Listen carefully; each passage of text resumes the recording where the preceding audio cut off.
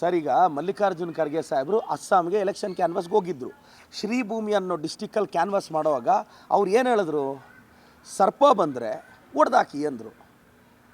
ತಪ್ಪೇನಿದೆ? ಅವರ ಅನುಭವದಿಂದ, ಅವರ ಹಿರಿತನದಿಂದ ಮಾತಾಡಿದ್ದಾರೆ. ಒಂದು ರಿಜಿಸ್ಟ್ರೇಷನ್ ಮಾಡ್ಸೋಕ್ಕೆ ಯೋಗ್ಯತೆ ಇಲ್ಲದೆ ಇರೋ ಸಂಸ್ಥೆ ಒಂದು ಇನ್ಕಮ್ ಟ್ಯಾಕ್ಸು ಬೇಸಿಕ್ ರಿಜಿಸ್ಟ್ರೇಷನ್ ಮಾಡಿಸಿ ಅಂದರೆ ಏನಕ್ಕೆ ಅಂತಾರೆ.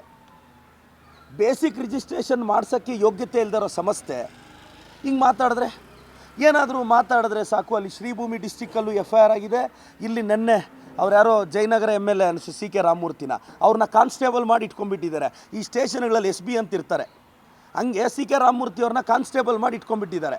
ಯಾರು ಬೈದರೂ ಅವ್ರನ್ನ ಕಳಿಸೋದು, FIR ಮಾಡಿಸೋದು. CK ರಾಮಮೂರ್ತಿ ಅವರೇ, ನಿಮ್ಮ ಶಾಸಕರು ಸರ್, ನೀವು ಮರ್ತೋಗ್ತಾ ಇದ್ದೀರಾ? ಯಾಕೆ ಫೈಟ್ ಮಾಡೋದು ಮರ್ತೋಗ್ಬಿಟ್ರಾ BJP ಅವರು? ಸರ್, ಕೌಂಟರ್ಗೆ ಕೌಂಟರ್ ಇಡಬೇಕು, ಕೌಂಟರ್ಗೆ FIR ಇರುತ್ತಾ ಸರ್? ನಮಗೆ FIR ಮಾಡಿಸೋದು ಒಂದು ಕೆಲಸನ ಸರ್? ಮಲ್ಲಿಕಾರ್ಜುನ ಖರ್ಗೆ ಸಾಹೇಬರು ಹಿರಿಯರಿದ್ದಾರೆ. ಇಷ್ಟು ದಿನ ಅವ್ರು ಯಾರೋ ನಮ್ಮ ಛಲವಾದಿ ನಾರಾಯಣ ಸೋಮಣ್ಣ ಬಾಯಿ ಬಡ್ಕೊತಾ ಇದ್ರು ನಮ್ಮ ಮಲ್ಲಿಕಾರ್ಜುನ ಖರ್ಗೆ ಸಾಹೇಬ್ರ ಬಗ್ಗೆ.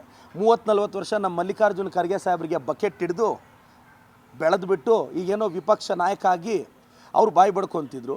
ಈಗ ಇವರೆಲ್ಲ ಇದ್ದಿದ್ದಾರೆ. ಮಲ್ಲಿಕಾರ್ಜುನ ಖರ್ಗೆ ಸಾಹೇಬರು ಅವ್ರದ್ದೇ ಆದ ಕೊಡುಗೆ ಇದೆ ನಾಡಿಗೆ, ದೇಶಕ್ಕೆ. ದಲಿತರಲ್ಲಿ ಮೊದಲನೇವರು ಹೋಗಿ ಒಂದು AICC ಅಧ್ಯಕ್ಷರಾಗ್ತಾರೆ ಅಂದರೆ, ಒಂದು ಮಹಾತ್ಮ ಗಾಂಧಿ ಕೂತಂಥ ಜಾಗದಲ್ಲಿ ಮಲ್ಲಿಕಾರ್ಜುನ ಖರ್ಗೆ ಸಾಹೇಬರು ಕೂರ್ತಾರೆ ಅಂದರೆ ಇದು ಅವ್ರ ತಾಕತ್ತು. ಇದು ದಲಿತರ ತಾಕತ್ತು, ದಲಿತರ ಧ್ವನಿ. ಮಲ್ಲಿಕಾರ್ಜುನ ಖರ್ಗೆ ಸಾಹೇಬರು ಪೊಲಿಟಿಕಲಿ ಮಾತಾಡುವಾಗ ಒಂದಲ್ಲ ಎರಡು ಹಿಂಗೆ ಕಂಪೇರ್ ಮಾಡ್ತೀವಿ. ಕಂಪೇರ್ ಮಾಡಿದ ತಕ್ಷಣ ಇವರೆಲ್ಲ ಮೇಲೆ ಬಿದ್ದರೆ, ನಮ್ಮ ಮಾಜಿ ಶಿಕ್ಷಣ ಸಚಿವರು ನಮ್ಮ ಸುರೇಶ್ ಕುಮಾರ್ ಸಾಹೇಬ್ರಿಗೆ ಏನಾಗಿದೆಯೋ, ಸುರೇಶ್ ಕುಮಾರ್ ಸಾಹೇಬ್ರೆ ನೀವು ಯಾಕೆ ಎಲ್ಲದಕ್ಕೂ ಈ ನಡುವೆ ಮೇಲೆ ಬೀಳ್ತಿದ್ದೀರಾ? Identity crisis sir? ನಿಮಗೂ ಸ್ವಲ್ಪ ಐಡೆಂಟಿಟಿ ಕ್ರೈಸಿಸ್ ಬಂದಿದೆ. ಸುರೇಶ್ ಕುಮಾರ್ ಸರ್, ನೀವು ರಿಯಾಕ್ಟ್ ಆಗ್ತೀರಾ? ಆ ಛಲವಾದಿಯವ್ರು ಬಾಯಿ ಬಡ್ಕೊತಾನೇ ಇರ್ತಾರೆ. ಅವ್ರಿಗೆ ಬಾಯಿ ವರ್ಬಲ್ ಡೈರಿ ಅಂತ ಕರೀತಾರೆ ಸರ್. ಆ ಛಲವಾದಿಯವರು, ಈಗ CK ರಾಮಮೂರ್ತಿಯವರು, ಇನ್ನು ಹೊಸ ಅಲ್ಲಿ ಅಸ್ಸಾಂ ಚೀಫ್ ಮಿನಿಸ್ಟರ್ ಅಂದರೆ ಮಾಜಿ ಮುಖ್ಯಮಂತ್ರಿ ಹಿಮಾಂಶು ಬಿಸ್ವಾಸು ಏನಂದರೆ ಅದು ಮಾತಾಡ್ತಾರೆ. ಇದು ಖರ್ಗೆ ಸಾಹೇಬ್ರನ್ನ, ಒಬ್ಬ ದಲಿತ ವ್ಯಕ್ತಿಯನ್ನು BJP ಅವರು ಟಾರ್ಗೆಟ್ ಮಾಡ್ತಿರೋದು.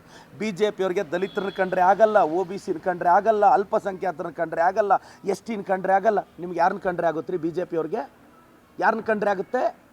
ನಿಮಗೆ ಇಷ್ಟ ಆಗೋದು ಒಂದೇ, ಅದು RSS. ಇನ್ನೇನೂ ನೀವು ಇಷ್ಟಪಡಲ್ಲ.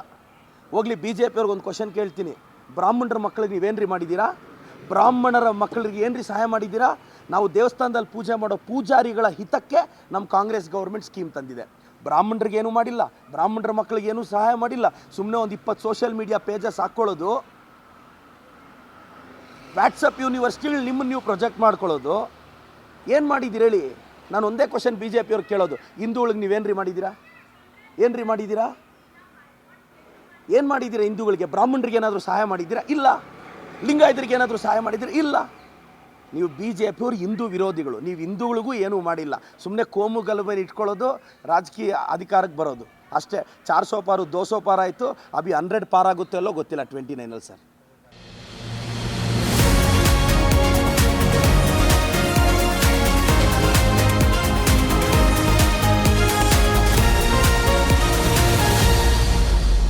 ಫಸ್ಟ್ ವೇವ್ ನ್ಯೂಸ್, ನಿಮ್ಮ ದಾರಿ ನಮ್ಮ ಜವಾಬ್ದಾರಿ.